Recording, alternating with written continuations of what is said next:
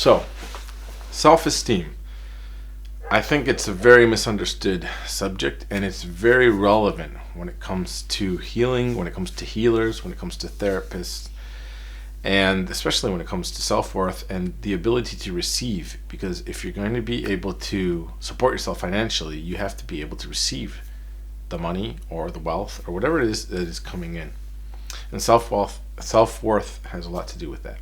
So let's think about the common sense notion of self-worth, right?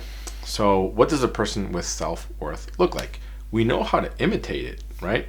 Lots of people will actually teach you that. They'll teach you the behaviors that are associated with self-worth, so you can have a sort of fake it till you make it attitude. So you'll be like, all right, so I want to be confident. I want to have my shoulders up, right?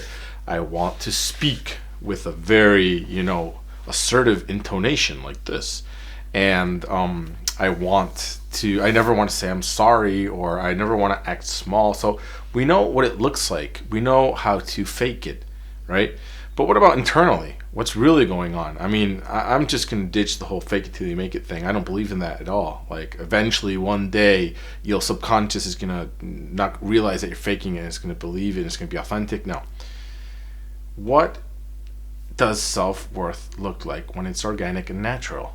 So let's think about what it doesn't look like first, right? So we've discarded the fake it till you make it, right?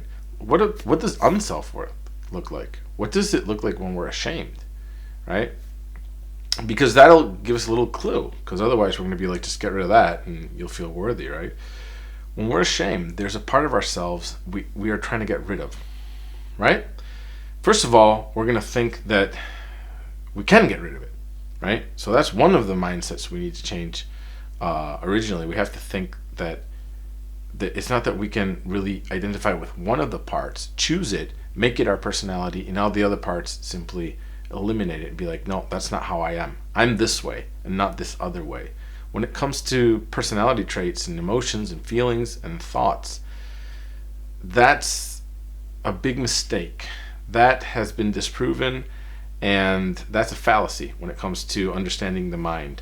Believing that we can be a certain way and using a whole bunch of self-help and self-improvement methods so we can eventually become that way, that is not the way to go, if you ask me. That's a fallacy.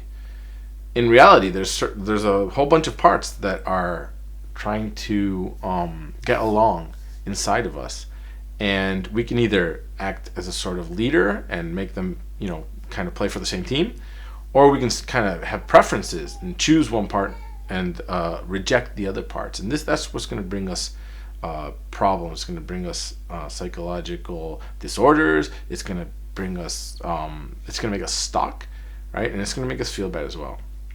But this goes against what common sense tells us. Common sense tells us, no, you're this particular way, right? You need to choose the way you are. So try to be more of this and less of that. Try to be more beautiful and less ugly. Try to be smarter. Don't be stupid, right? And as if that could be an actual thing, right? Even with unworthiness, get rid of the unworthiness, right? So if you're stuck in the unworthiness, that's kind of like a vicious circle. You're like, how do I get rid of the unworthiness? Just get rid of it. And if you keep feeling it, even if you're trying to get rid of it, you feel even worse. I'm so unworthy, I'm so stupid, I can't even get rid of that unworthy feeling, right? I'm in a workshop, the guy on the right, he's faking it. He's like, oh, I feel worthy already. The guy on the left too. I can't get rid of that feeling. How do I know if they're actually got rid of it? What if they did? It means I suck. Everybody else can do it except for me. I can't get rid of my unworthy feeling. So there comes a point where it's kind of crazy making. It's kind of like, if they're faking it, how do I know when they're not faking it and when they've already made it, when their feeling has just left? Why don't we just do something that's much healthier and much easier, which is, we all have feelings of unworthiness. It's just normal, So what's really going on when, we think of worthiness and unworthiness, If we all have those feelings every once in a while, then there's another alternative. There's the alternative to embrace, when we feel worthy and when we feel unworthy, as parts of ourselves, not as who we truly are. And we try to understand these parts, like the part that feels unworthy, and be like, okay, what is it trying to tell us? What is it trying to do for us? What's it feeling? And how can we include it? Right? So, all parts are welcome is kind of the motto. Dick Schwartz, the founder of Internal Family Systems, it's kind of the motto. All parts are welcome. And that eventually leads to a feeling of wholeness. It leads to a feeling of integrity and health and wellness, which includes the feeling of unworthiness every once in a while. So what if, we could allow for that feeling every once in a while, because what's unworthiness really trying to tell us? It's just telling us that there's two parts inside of us that are kind of having a fight there, right?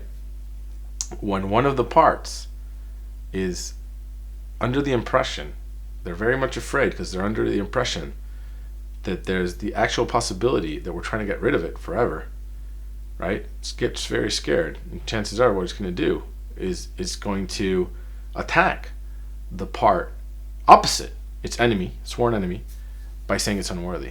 And that's what unworthiness really is. We identify with one of the parts. We don't realize they're parts at the time, so we say, I'm unworthy, like the whole me, right? Or I'm worthy, the whole me, which is actually identifying with one of the guys that it's in an inner war. But let's look a little bit more into that with an example, right? So let's say, all right, so the part of me that's unworthy, so to speak, right, is the part of me that's selfish, right? Like the total depravity of man. We're thinking, there's a lot of Christianity that is going to tell you that there's this part of yourself that's going to be, always unworthy because it's just sinful, right? So let's say it's the part that's selfish, the part that just wants to watch out for myself, and doesn't really care about other people. If that's the core of myself, that's what I believe to be like the biggest part of me, then I'm going to feel unworthy, right?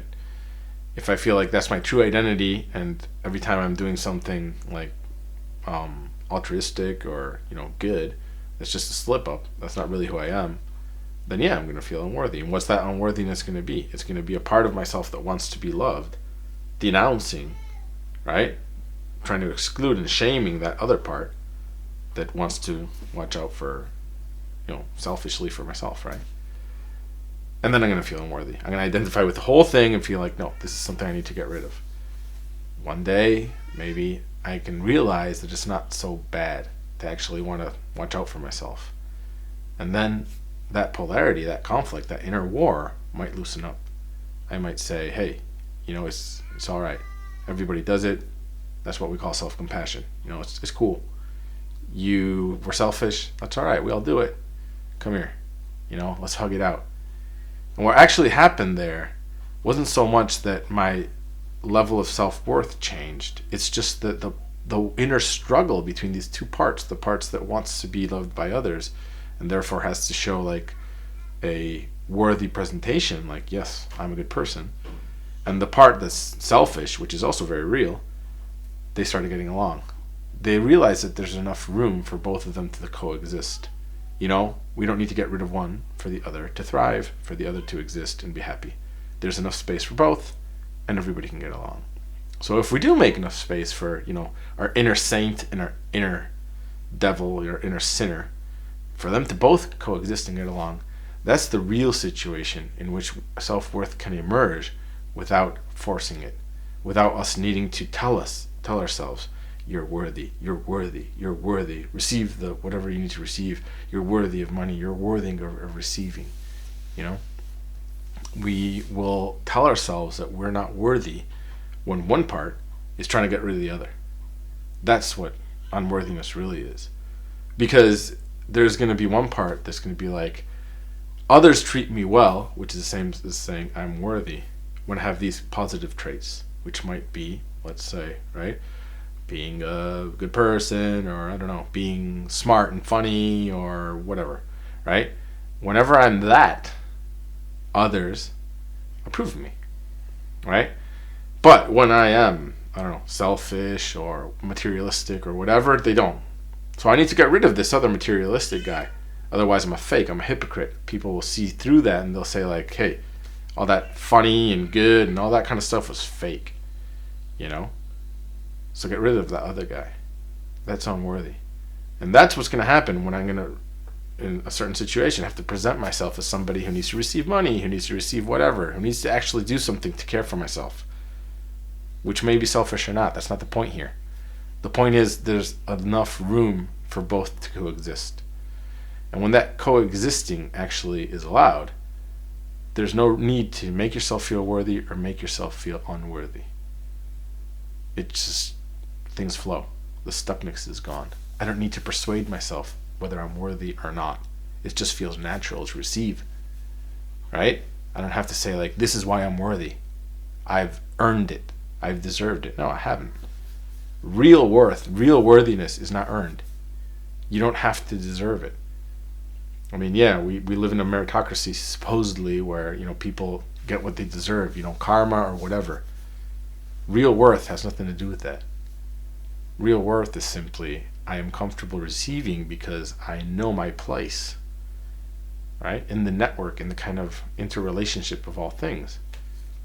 And there is nothing that can be, you know, taken away from that interrelationship, that net where everything coexists with everything else. There's space for everything. So yeah, I can take us the same way I give. It's impossible to not give and impossible to not take. And that's what worthiness is. It's not something I need to develop. It's not something I need to strive to do. When we make enough space for these opposing parts in us, then self-worth is not something that we need to strive to do. In further videos, we'll clarify lots of these different concepts, but I hope this made sense, and I hope it helps.